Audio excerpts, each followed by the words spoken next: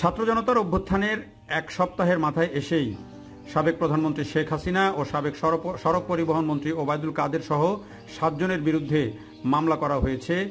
এই হত্যা মামলায় মুদি দোকানদার আবু সাইদকে হত্যার অভিযোগে মামলা করেছেন এক ব্যক্তি। ঢাকার মেট্রোপলিটন ম্যাজিস্ট্রেট রাজেশ চৌধুরীর আদালতে SM আমির হামজা নামে ওই ব্যক্তি মামলার আবেদন করেছেন। কোটা সংস্কার আন্দোলন চলাকালে শিক্ষার্থী ও সাধারণ মানুষের উপর পুলিশ নির্বিচারে গুলি চালালে গত 19 জুলাই বিকেল 4টার দিকে মোহাম্মদপুর থানাধীন বসিলার 40 ফিট চৌরাস্তায় আবু সাইদ নিহত হয়। গণ আন্দোলনের মুখে গত 5 আগস্ট দেশ ছেড়ে ভারতে আশ্রয় নেওয়ার পর সাবেক প্রধানমন্ত্রীর বিরুদ্ধে এটি মামলার প্রথম আবেদন।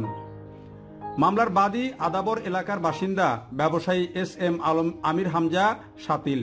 তিনি সচেতন নাগরিক হিসেবে একজন নিরীহ নাগরিক হত্যার বিচার চেয়ে এই আবেদন করেছেন। মামলার অভিযোগে বলা হয়েছে, সম্প্রতি কোটা সংস্কার আন্দোলনে হাজার হাজার ছাত্র জনতা মিছিল সমাবেশ করে।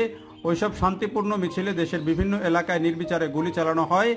বহু ছাত্র জনতা নিহত ও আহত হন। গত 19 জুলাই মোহাম্মদপুরের বসিলার 40 ফিট এলাকায় ছাত্র জনতার শান্তিপূর্ণ মিছিল সমাবেশ করছিল। সেখানেও পুলিশ নির্বিচারে গুলি চালায়। রাস্তা পার হওয়ার সময় স্থানীয় মুদি দোকানদার আবু সাইদ মাথায় গুলিবিদ্ধ হন।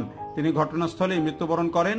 অভিযোগে আরও বলা হয়, নিহত সাইদকে তার গ্রামের বাড়ির পঞ্চগড়ের বোদায় বস্তি প্রধান হাটে দাফন করা হয়।